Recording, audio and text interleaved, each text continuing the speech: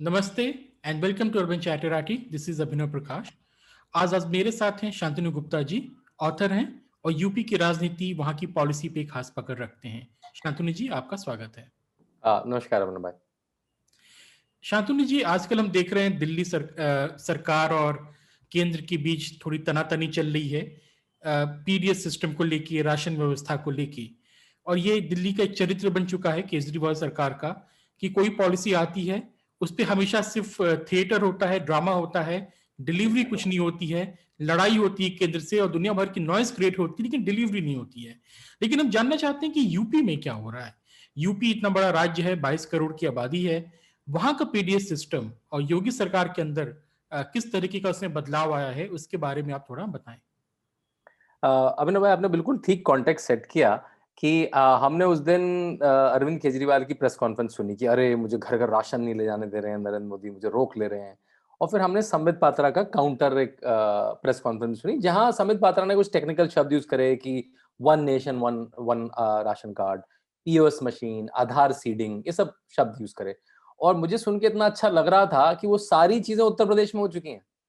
सारी चीजें पिछले 3.5-4 साल में उत्तर प्रदेश में हो चुकी हैं और मैं इसलिए उसको बताना चाहूंगा, इसलिए और मुझे आनंद आएगा। और फिर मैं आपको उत्तर प्रदेश और दिल्ली की संख्या में भी तुलना करूंगा कि दिल्ली जो 6-7 साल में नहीं कर पाई, उत्तर प्रदेश ने क्या करा। देखिए, उत्तर प्रदेश का पहले मैं आपको लेआउट बताता हूं कि क्या है पीडीएस का।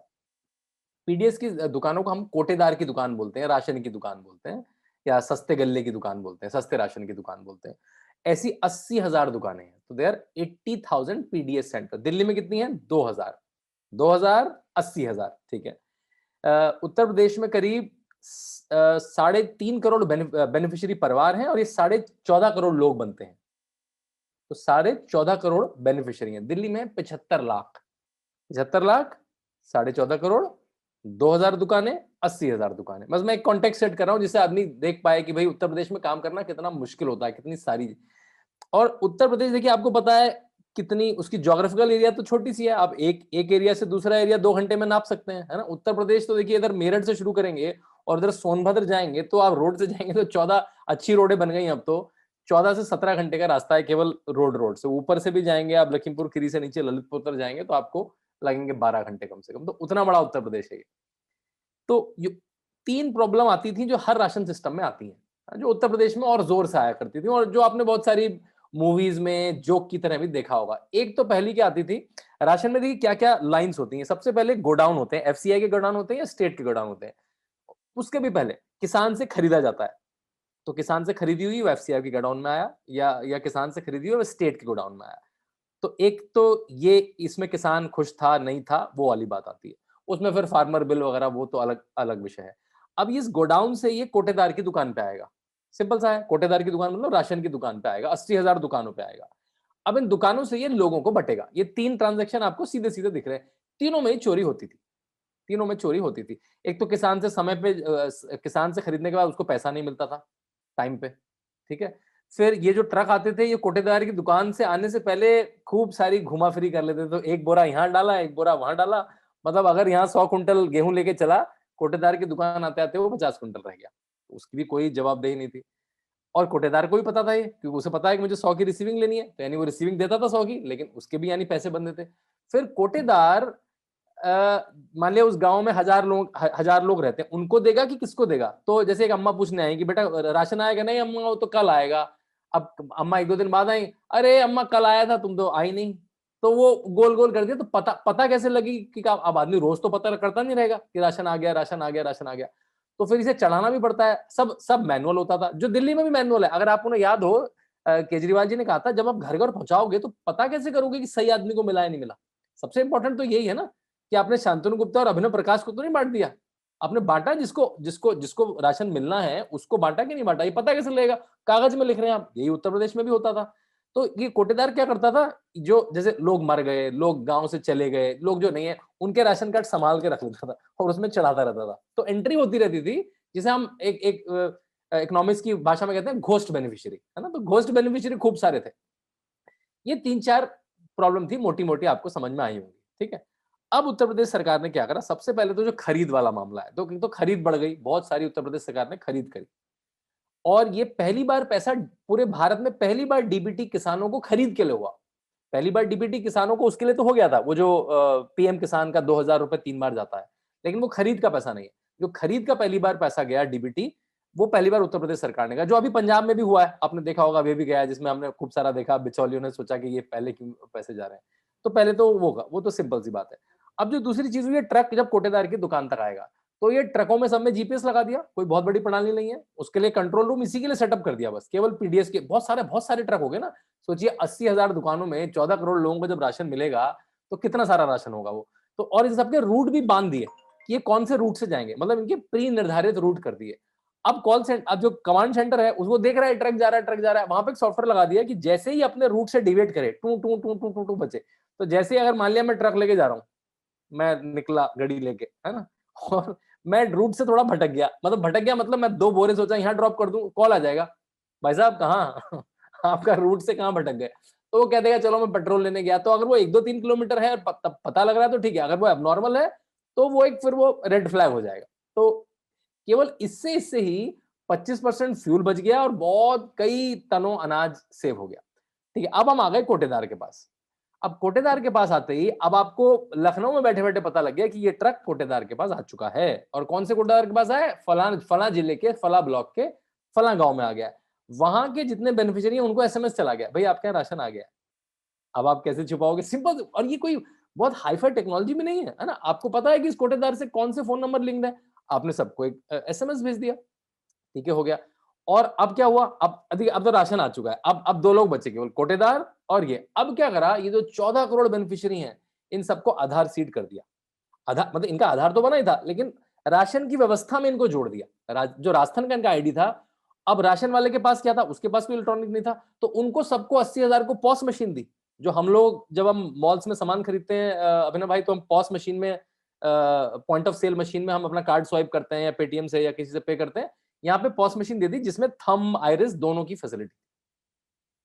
अब ये बहुत बड़ा काम था, क्योंकि आपने साढ़े 14 करोड़ लोगों को करीब 9 महीने से एक साल के अंदर सबको आधार सीड करना, जो कॉमन सर्विस सेंटर है उनका इस्तेमाल करना, और इन सबको आधार सीड करा गया। और आज व्यवस्था ये है कि 97% ट्रांजैक्शन आधार के द्वारा हो रहे हैं। एक साल में 1600 करोड़ रुपए की सेविंग हो रही है। 25 लाख तो घोस्ट बेनिफिशियरी पकड़े गए अभिनव भाई, पकड़े गए मतलब जो थे ही नहीं, जिनके नाम पे राशन सालों से जा रहा था। मतलब ये व्यवस्था अखिलेश यादव नहीं कर सकते थे क्या? ये टेक्नोलॉजी कोई इसमें से कोई भी टेक्नोलॉजी नहीं है क्या? नहीं है, ये तो पहले से हो चुका है। और ये दिल्ली, चलो उत्तर प्रदेश छोड़ दीजिए आप, दिल्ली में नहीं हो सकती थी क्या? जहां पे टेक्नोलॉजी की पेनिट्रेशन भी ज्यादा है, मोबाइल की पेनिट्रेशन ज्यादा है, लोगों की समझ भी ज्यादा है, कोटेदारों की, जो यहाँ के राशन डीलर हैं वो भी फार मोर एजुकेटेड, टेक्नोलॉजी सेवी है, वर्सेज एक जो उत्तर प्रदेश का शायद कोटेदार रहा होगा।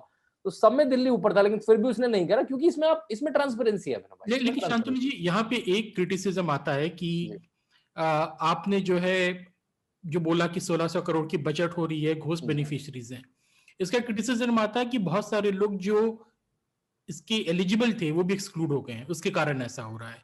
जैसे आपने आधार लगाया तो उसमें भी काफी समस्याएं आती हैं, खासतौर पे बूढ़े लोगों को लेके, कि आपके आइरिस का जो हाथों का फिंगरप्रिंट है वो थोड़ा वीक हो जाती है, तो वो स्कैन नहीं हो पाती है। तो इसके कारण कई रिपोर्ट्स भी आई हैं कि लोगों को डिनाई किया गया। क्या यूपी में भी ऐसा है? और अगर ऐसा है तो इसका अल्टरनेटिव क्या है? जी, वहां पे मतलब क्या कहते हैं, एक्सेप्शनल केस में मैनुअल प्रक्रिया भी ऑन है और उसका अलग से ऑडिट होता है। लेकिन अब क्या है, तो मैनुअल प्रक्रिया ऑडिट करना, 14.5 करोड़ का ऑर्डर करना वर्सेस 3 लाख का ऑडिट करना, बड़ा फर्क है ना। तो अब कुछ लाखों में बेनिफिशियरी हैं जिनके नहीं बन पाए हैं, जिनके आधार नहीं है। लेकिन जैसा मैंने आपका 97% जो ट्रांजेक्शन है वो आधार से हो रहे हैं। इससे घोस्ट बेनिफिशियरी तो पकड़े गए। इससे जो जो जो ट्रक चलता था उसकी फ्यूल की सेविंग हो गई, क्योंकि वो कुछ घूम के आता था, वो पूरे उत्तर प्रदेश में गाड़ी घुमा के आता था, तो उसकी फ्यूल की सेविंग हो गई है। और ये कोरोना काल में बहुत फायदा हुआ अभिनव भाई से। कोरोना काल में हमने कहा कि हम ज्यादा राशन देंगे, हम इतना राशन देंगे, तो आपके पास बिल्कुल पता था किसको देना है, कितना देना है, कितना जा चुका है। नहीं तो आप क्या करते, कोटेदार के पास भेजते रहते। कोरोना काल में तो बिल्कुल ये ना ब्लैक होल बन जाता, क्योंकि कोरोना काल में जब आपदा काल आती है तो आपके पास समय कम होता है, आपको जल्दी से डिलीवरी करनी होती है ना, और आप ज्यादा चेक्स एंड बैलेंस भी नहीं लगा पाते हैं, है ना। अब ये चेक्स एंड बैलेंस लगा हुआ था। देखिए, अगर याद हो जब हम जैम ट्रिनिटी की बात करा करते थे कि भाई जनधन आधार मोबाइल से कितनी, तो लोग कहते थे नहीं नहीं नहीं नहीं, जनधन में तो पैसा ही नहीं गया, आधार से तो प्राइवेसी चली जाती है, ये वो। अगर आज जनधन जैम ट्रिनिटी नहीं होती तो कोरोना, देखिए ऐसी चीजें ना आपदा काल में समझ में आती है आपको, उस समय शायद आपको मतलब फेयर टाइम में नहीं आती। इस समय जो मतलब एक सब्जी वाला भी पेटीएम आपसे ले लेता है, आपसे मोबीक्विक से पैसे ले लेता है, गूगल पे से, क्यों? क्योंकि वो उस समय आपने नोटबंदी करी, क्योंकि उस समय आपका डिजिटाइजेशन हुआ बहुत सारा। तो वो जो ट्रिनिटी हुई पूरी जैम ट्रिनिटी, वो आज यहाँ काम आ रही है, और उसको यूज करके, जैसे कहते हैं डबल इंजन की सरकार, उसको यूज करके वन नेशन वन कार्ड में उत्तर प्रदेश ने काम भी कर दिया। और उत्तर प्रदेश इतना बड़ा प्रदेश, और दिल्ली इसको नहीं कर पाया, ये दुर्भाग्य की बात है। ये बात इंपॉर्टेंट आपने बोली कि जो काम 2014 में शुरू हुआ था मोदी जी द्वारा, उसका फुल ग्राउंड इम्प्लीमेंटेशन यूपी में योगी सरकार ने किया है, जैम ट्रिनिटी का है। लेकिन शांतनु जी, यहाँ पे अगर हम बात करें कि कोरोना के समय जो आपने बोला बहुत सारा राशन डिस्ट्रीब्यूट किया गया, तो उसके बारे में यूपी की अचीवमेंट क्या रही? क्योंकि देखिए हमेशा दिखाया जाता है कि यूपी जो है एक बैकवर्ड, मतलब कि एक स्टीरियोटाइप है इस देश में, काउ बेल्ट करके बदनाम किया जाता है, दिखाया जाता है कि यहाँ के लोगों को समझ नहीं है, टेक्नोलॉजी नहीं है। हम लोग देख रहे हैं कि बंगाल जैसी राजनीति तो यूपी में हमने कभी नहीं देखी, उतनी बारबारिक राजनीति तो यूपी में आज तक नहीं देखी 20-30 साल में। तो यूपी में कोरोना काल में क्या अचीवमेंट रहे देखिए, अगर मैनेजमेंट आपको के? याद हो अभिनव भाई, फर्स्ट वेव में यूपी की जो तारीफ करी गई, नीति आयोग ने भी कहा, उसमें सबसे बड़ा इंपॉर्टेंट काम कोरोना से ज्यादा था माइग्रेंट्स का मैनेजमेंट। दिल्ली ने बॉर्डर में लाके खड़ा कर दिया केजरीवाल ने, महाराष्ट्र ने कंफ्यूजन क्रिएट करके उनको स्टेशनों पे लाके खड़ा कर दिया। उत्तर प्रदेश ने पहली बार जो पास के एरिया में थे वहां बसें लगा के, बल्कि योगी आदित्यनाथ खुद खड़े हो गए नोएडा गाजियाबाद के बस अड्डों में आकर, कैसे देखा कि बसें सुचारू रूप से चले। रेलवे मिनिस्ट्री से टाई अप किया गया, कैसे महाराष्ट्र से अपने माइग्रेंट लेबर वापस आए। अभी जब माइग्रेंट लेबर आ गए तो इनके साथ होगा क्या, क्योंकि इनके पास काम तो नहीं है, और इनको कोरोना भी हो सकता है, और इनके खर्चे पानी का क्या होगा। तो तीन मोटी-मोटी 2-3 समस्याएं थी। तो सबसे पहले तो इनकी कोरोना टेस्टिंग हुई, इनको क्वारंटाइन किया गया, अगर कोई कोरोना पॉजिटिव आता है तो स्कूलों में, पंचायत भवनों में क्वारंटाइन सेंटर बनाए गए। फिर दूसरी चीज की गई, इनको मनरेगा के कामों से जोड़ा गया। आपको पता है 2014 के बाद मनरेगा में जो कंस्ट्रक्शन के काम है, उसे भी मनरेगा में उसकी लेबर को ले लिया गया। पहले तो बस गड्ढे खुदते थे और गड्ढे भरते थे, तो अब इसका प्रोडक्टिव यूज भी हो रहा है मनरेगा की लेबर का। तो वहां पे बिल्कुल, और बहुत सारे प्रोजेक्ट चल रहे हैं। आपको पता है इस समय करीब 1 लाख करोड़ के इंफ्रास्ट्रक्चर प्रोजेक्ट चल रहे हैं उत्तर प्रदेश में, और ये तो केवल यूपीडा के बता रहा हूं मैं आपको, पीडब्ल्यूडी के और कितने बता रहा हूं। यूपीडा के अकेले जो 4 बड़े एक्सप्रेसवे बन रहे हैं, उस पर बल्कि हमें अलग से किसी दिन बात करनी चाहिए। जो 4 बड़े एक्सप्रेसवे बन रहे हैं, उन पे लगाया गया वो, क्योंकि पूर्वांचल के बहुत सारे लोग लेबर में रहते हैं। तो ये पूर्वांचली एक्सप्रेसवे बन रहा है, जो लंबा एक्सप्रेसवे है, मतलब उसकी जहां तक मुझे याद है करीब साढ़े 350 किलोमीटर का वो एक्सप्रेसवे है, 340-41 किलोमीटर का, तो उसमें लगाया गया। और इनको राशन की सुविधा दी गई, एक्स्ट्रा राशन की सुविधा भी दी गई। जिनका क्रेडिट बाद में भी था उनको पहले दे दिया गया। वहां पे बड़ी सहूलियत हुई, क्योंकि सबके आधार पंच थे, फैमिली में एक नहीं था तो दूसरे का पंच था, और उनको बड़ी आसानी से, और अब पता भी लगा। देखिए सरकार को एस्टिमेशन भी बड़ा अच्छा आ जाता है ना, जब आपके पास डेटा सेंट्रलाइज हो जाता है, इस तरह से एग्रीगेट हो जाता है, बिल्कुल बॉटम्स अप डेटा है। मतलब अगर आपने आज राशन भेजा और कितने लोगों, मतलब बिल्कुल लास्ट टू द टी, किस व्यक्ति ने किस दिन कितना राशन ले लिया, सब पता है मुझे। और इससे उस दिन केजरीवाल जी कह रहे थे कोरोना की दुकानें तो कोरोना के हॉटस्पॉट हैं, सॉरी राशन की दुकानें तो कोरोना के हॉटस्पॉट है। इससे क्या हुआ, बड़ा काम भी बड़ी जल्दी हो गया। तो जो भीड़ लगनी बंद हो गई, क्योंकि वो जो एंट्री वेंट्री करना, वो बड़ा लंबा काम होता है। अब इसमें क्या है, आपने इलेक्ट्रॉनिक करा और आपको पता है आपके हिस्से का राशन आपको मिल गया। तो मतलब ये प्रणाली तो होनी ही होनी चाहिए हर हर प्रदेश में। अभी बंगाल को भी कहा जा रहा है, कि भाई आप भी one nation one ration card पे जाइए। वो मना कर रहे हैं अभी तक।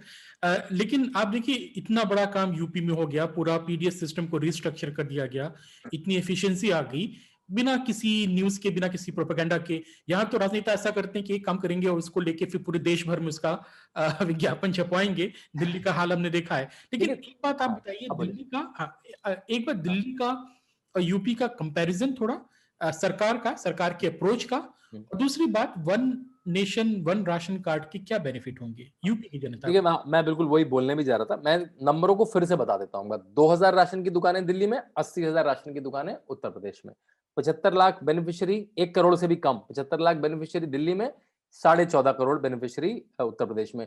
मोबाइल पेनिट्रेशन, 4G, लोगों की मोबाइल लिटरेसी, मतलब ऐसा डेटा नहीं है मेरे पास, लेकिन पता है सबको कि दिल्ली में ज्यादा होगी, अर्बन जगह है। उत्तर प्रदेश के हर कुछ, मतलब कुछ जगह में वो कम होगी। उसके बाद भी उत्तर प्रदेश ने 1 साल लग के 14.5 करोड़ को आधार सीट करवाया। जो दिल्ली की व्यवस्था थी उसमें घर घर ले जाने में कोई व्यवस्था में प्रॉब्लम नहीं है। वो प्रयोग केरला में हो चुके हैं, वो प्रयोग उड़ीसा में हो चुके हैं, वो उसको करना है कर सकता है, वो प्रॉब्लम नहीं है। देखिए अगर मुझे ऑडिट भी करना है अभिनव भाई, तो मैं 2000 का ऑडिट तो कर लूंगा, फिर भी आसान है। अगर मेरे पास इलेक्ट्रॉनिक व्यवस्था नहीं है, लेकिन 75 लाख लोगों को जब मिल जाएगा फिर कैसे ऑडिट करूंगा मैं? फिर तो वो एक तरह से मेरे मेरे हाथ से ही बाहर निकल गया, किसी भी सरकार के हाथ से ही बाहर निकल गया। तो क्या ये मतलब एक, मैं नहीं कह रहा हूँ केजरीवाल जी करने ही वाले थे, लेकिन सुनने में बिल्कुल तो राशन की साइफनिंग की एक स्कीम लग रही है। आपसे जो सिंपल काम कहा गया था वो आपने करा नहीं। अब आपने कहा इसमें एक लेयर ऐड कर दूं, और उन्होंने एक और चीज कही जो बेसिक फूड सिक्योरिटी एक्ट के भी काउंटर रही है। इन्होंने कहा कि मैं चावल को साफ करके दूंगा और आटे को गेहूं को पीस के दूंगा और उसका शुल्क भी लगाऊंगा। आप शुल्क लगा ही नहीं सकते एक्स्ट्रा, ये भी है उसमें, और उन्होंने बताया भी नहीं कितना शुल्क लगाऊंगा मैं। तो उन्होंने एक स्कीम को ही टेम्पर कर दिया, और ये स्कीम अगर वो अपनी लें, जैसे उस दिन संबित पात्रा जी ने भी कहा कि भाई आप अपना राशन और ले लें और प्रोवाइड कर दें घरों में, जिसको भी आपको रोहिंग्या को दिलाना, जिसको दिलाना दिलाएं आप, है ना।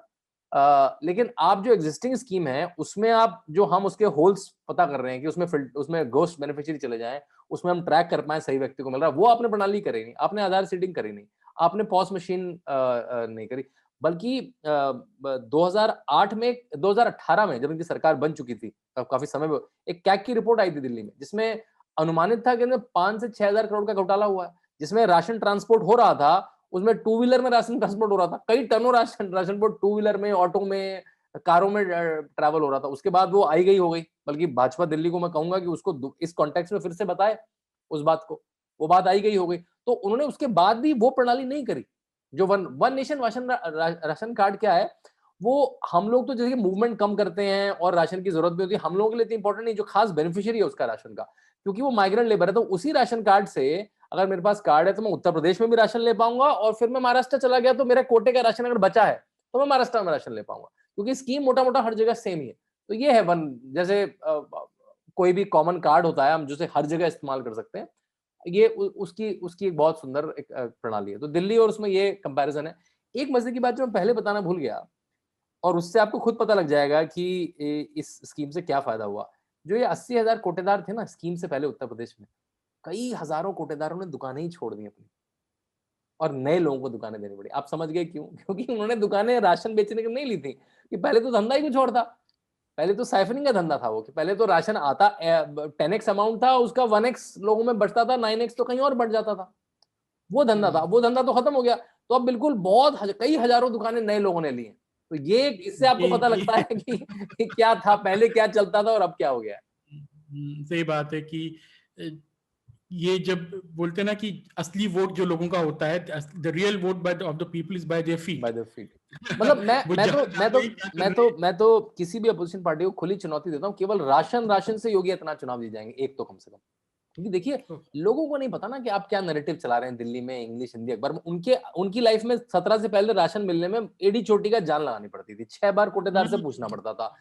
कोटेदार की दुकानों के आगे मतलब गोलियां चलने तक की न्यूज मिल जाएंगी आपको, क्योंकि देखो उसके लिए तो राशन की, उसके लिए तो जीवन की बात है ना। वो तो चिड़ेगा, आप उसे 10 दिन से टहला रहे हैं, आप उसको महीनों टहला रहे हैं, और फिर भी आपको राशन नहीं मिला, व्यक्ति तो चिढ़ जाएगा, परेशान हो जाएगा, भरना जाएगा, उसके झगड़े होंगे। तो कोटेदार की दुकान के बाहर झगड़े होना एक आम बात है गाँव और कोटेदार से। लेकिन अब तो कोटेदार भी बहुत सारे नए आ गए हैं, अब व्यवस्था है, एसएमएस आपके पास आ जाता है, आपकी आधार सीडिंग है, आपको पता है, आप देख सकते हैं। लखनऊ में बैठे बैठे जो फूड कमिश्नर है वो देख सकता है, उसे ब्लॉक वाइज, उसे ये भी पता है कि कहाँ पे कितनी रिक्वायरमेंट है, क्या मतलब सब ट्रांसपेरेंट है। मैनेजमेंट एक एफिशिएंसी जो अब है, एफिशिएंसी या डेटा को माइन कर सकते हैं। तो मतलब केवल आप राशन पे आपने बहुत अच्छा इम्पैक्ट क्रिएट किया उत्तर प्रदेश में। जी जी शांतनु जी, तो मेरा आपसे आखिरी प्रश्न इस पे ये होगा कि चुनाव आने वाला है यूपी में, जी और तो आगे वाले कुछ महीनों में योगी सरकार की राशन को लेके, पीडीएस को लेके और थोड़ा वाइडर करते हुए इस तरह की जो वेलफेयर स्कीम्स हैं उसको लेके क्या परियोजना है, क्या नई चीज आ सकती है, क्या अनाउंस हो हाँ, सकती है, या नई जहां चीज पे ही क्या किया जा सकता है? जैसे इसमें ही टेक्नोलॉजी में, अभी वेइंग में टेक्नोलॉजी नहीं है ना, इसमें वेइंग में भी टेक्नोलॉजी लगा रहे हैं, वहां पे भी कैमरा लग रहे हैं कि वेइंग में भी कुछ दिक्कत ना हो। अभी नए वेइंग स्केल दिए गए, वो अलग बात है, तो उसमें भी टेक्नोलॉजी आ रही है। देखिए उत्तर प्रदेश जैसा स्टेट जिसे टेक्नोलॉजिकली पिछड़ा माना जाता है, वो टेक्नोलॉजी में नए इनोवेशन कर रहा है, और जो बेसिक टेक्नोलॉजी है वो बड़े बड़े राज्य नहीं यूज कर रहे हैं। किसी दिन हम बिजली पे अलग से चर्चा करेंगे, बस मैं एक छोटी सी बात बिजली में बता के एक तरह से टीजर दे देता हूँ। देखिए उत्तर प्रदेश में 16,000 मेगावाट बिजली की खपत हुआ करती थी 2016-17 में। हाँ, अब कैसे हुआ करती थी? क्योंकि बिजली 10-10 12-12 घंटे आया करती थी केवल। इस समय उत्तर प्रदेश 25,000 से 26,000 मेगावाट प्रोवाइड कर रहा है इस समय। तो करीब आप समझ रहे हैं, कम से कम ऑलमोस्ट 10,000 मेगा 9,000 मेगावाट ज्यादा। और पहले दिक्कत क्या थी? बल्कि पीयूष गोयल जी ने 2016 में जब जब अखिलेश यादव चीफ मिनिस्टर थे और वो पावर मिनिस्टर थे, अखिलेश यादव को एक्सपोज भी किया था उन्होंने कि भाई आप पावर नहीं खरीद रहे, इंडिया पावर सरप्लस स्टेट है, आपकी ये प्रॉब्लम है, आप नहीं खरीद रहे हैं। और अगली ज्यादा पावर क्यों नहीं खरीदते थे? खरीदेंगे तो पैसा चुकाना पड़ेगा, पैसा चुकाना पड़ेगा तो लोगों से लेना पड़ेगा, लोगों से लेना, उन्होंने सोचा पॉपुलर गवर्नमेंट है, फ्री बांटो, जितनी फ्री बांट सको फ्री बांटो। ये दिल्ली वाला हिसाब है, ये दिल्ली में भी डिस्कॉम पूरी खराब कर देंगे।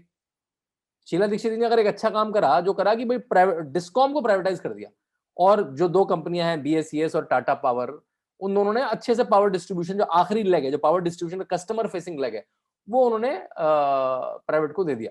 उत्तर प्रदेश में वो काम नहीं हुआ, वो भी काम मेरे ख्याल से उसकी तरफ भी अब अग्रसर उत्तर प्रदेश को होना चाहिए। लेकिन उत्तर प्रदेश ने क्या करा, करीब 40 लाख प्रीपेड मीटर इंस्टॉल कर दिए।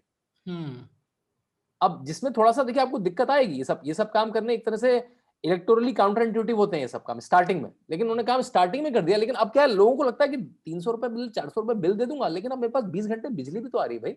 मेरा जीवन कैसा था 12-12 घंटे, मतलब उत्तर प्रदेश शायद कुछ ही ऐसे स्टेट होंगे जहां बिजली के ऊपर राइट्स होते थे अभिनव भाई, दंगे होते थे बिजली के ऊपर, क्योंकि देखा आपके घर में 10 घंटे बिजली नहीं आएगी तो क्या आप मतलब बिल्कुल झुझला के बाहर ही निकलेंगे सड़क पे, और क्या करेंगे? तो अब भी तो शांतनु जी, इस गर्मी में भी ऐसी बहुत रिपोर्ट आ रही है कि पावर कट ज्यादा हो रहा है, तो क्या पावर कट पहले से ज्यादा हो रहा है? देखिए प्रॉब्लम क्या है कि जो उत्तर प्रदेश का इंफ्रास्ट्रक्चर है, जो बिजली का इंफ्रास्ट्रक्चर है, जो 16,000 मेगावाट को लेने के लिए बना था, वो भी कॉन्स्टेंटली चेंज हो रहा है, सारे ट्रांसफार्मर चेंज हो रहे हैं। लेकिन क्या होता है, बिजली की व्यवस्था बहुत बड़ी व्यवस्था है ना, देखिए बहुत बड़ा प्रदेश है, बहुत सारे जिले हैं।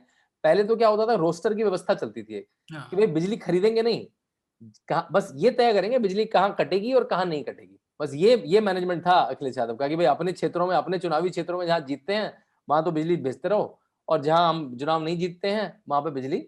तो जब अगर योगी आदित्यनाथ ने कहा मंच से चुनाव में कि आप दिवाली में बिजली काट लेते हैं और रमजान में बिजली देते हैं, तो वो गलत नहीं था, ऐसा होता था उत्तर प्रदेश में, ऐसा होता था, मैंने भी देखा, हम भी यूपी से, पता है उत्तर प्रदेश में होता था। तो अब क्या है, वो जो इंफ्रास्ट्रक्चर है, जो तार हैं, जो ट्रांसमिशन लाइंस हैं, जो ट्रांसफार्मर हैं, वो खराब हो जाया करते हैं। तो उसके भी एसएलए बन गए, उसके भी सर्विस लेवल एग्रीमेंट बन गए। जो पहले ट्रांसफार्मर फूक जाता था वो मतलब 2 हफ्ते चला गया, अब है कि रूरल में 3 दिन, अर्बन में 48 घंटे में वो ठीक होना ही होना है। तो ठीक है, मतलब श्रीकांत शर्मा मिनिस्टर भी उन्होंने अच्छे काबिल मिनिस्टर बनाए, और आप उनका एक बार हल्का सा फेसबुक ट्विटर प्रोफाइल ही देखेंगे, वो डेली किसी ट्रांसफार्मर के सामने खड़े होते हैं। वो लखनऊ में नहीं बैठे हैं, वो कभी उरई में, कभी गोरखपुर में, कभी बांदा में, वो किसी ट्रांसफार्मर के सामने किसी डिस्कॉम के अधिकारी को लेकर घूम रहे होते हैं। तो बिल्कुल, तो बिजली की व्यवस्था तो थोड़ा और समय लगेगा, लेकिन पिछली व्यवस्था से तो मतलब हम कहीं और बहुत दूर आ चुके हैं, मतलब एक तरह से यूरोप बन चुके हैं पिछली व्यवस्था के हिसाब से। तो ये बात है, इसमें काफी काम हुआ है, वो विजिबल भी है। लेकिन थैंक्स अ लॉट शांतनु जी, लेकिन हम लोग अगली बार एक्सप्रेसवे पे भी चर्चा करेंगे, और जो बिग इंफ्रा प्रोजेक्ट हैं योगी सरकार के अंदर यूपी में, उसके बारे में भी थोड़ा हम लोग देखेंगे। But thanks a lot for coming to the show, thanks a lot for your time. Thank you and thank you audience for listening to us. Please subscribe to the channel and join as a member if you want to support the channel. Thank you.